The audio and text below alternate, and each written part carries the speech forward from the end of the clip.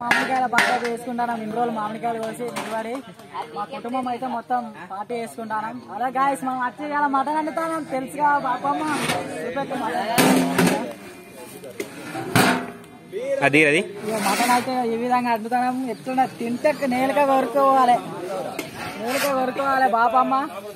మనకైతే బాగా చూపెట్టేసి మన వాళ్ళకి బాగా చూపెట్టేసి ఇలా మనం అయితే బాగా చూపెడుతున్నాం.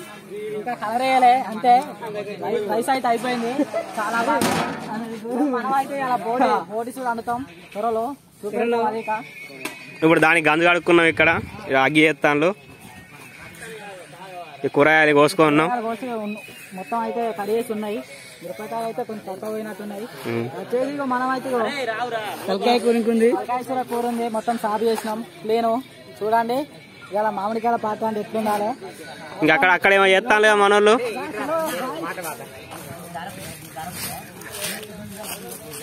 ఇక్కడ అయితే మన వాళ్ళు పోగులు ఎత్తున్నారు, మన పెద్దలు, మన కుటుంబం. ఇది చూడండి ఈ విధంగా అయితే పోగులు ఎత్తున్నాం. ఇప్పటికీ చూడండి పోగులు అయితే ఎత్తున్నాడు మనోడు.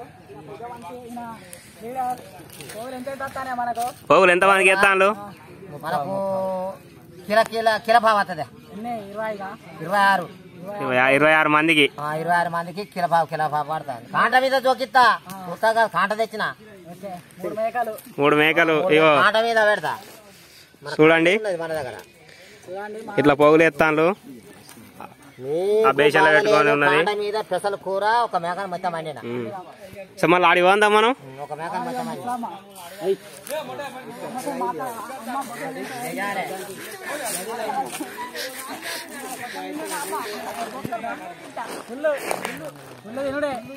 మరి ఇంకే లాలు అమ్మలు రాలేదట, పనికి పోయినట, మళ్ళీ అత్తలాట. వాళ్ళకైతే పొగలు పోతాయి ఇంటికి, వాళ్ళు రాకుండా పొగలు పోతాయి. చిన్నోళ్ళు తింటారు మనోళ్ళు. తింటాం ఇదానైతే పోగు తింటుంది మన అమ్మ. ఇన్ని రోజులు కష్టపడ్డదని వచ్చేసాక మనోడు వంట మంచి చూపెట్టా.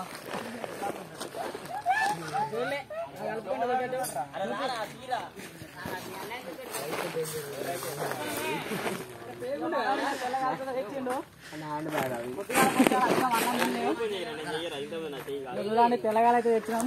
తెల్లగాయలు కొంచెం తాగినాం, కొంచెం విమర్శనట్టు అయింది మావానికి. ఇప్పుడు కూర అయితే కలుపుతాను.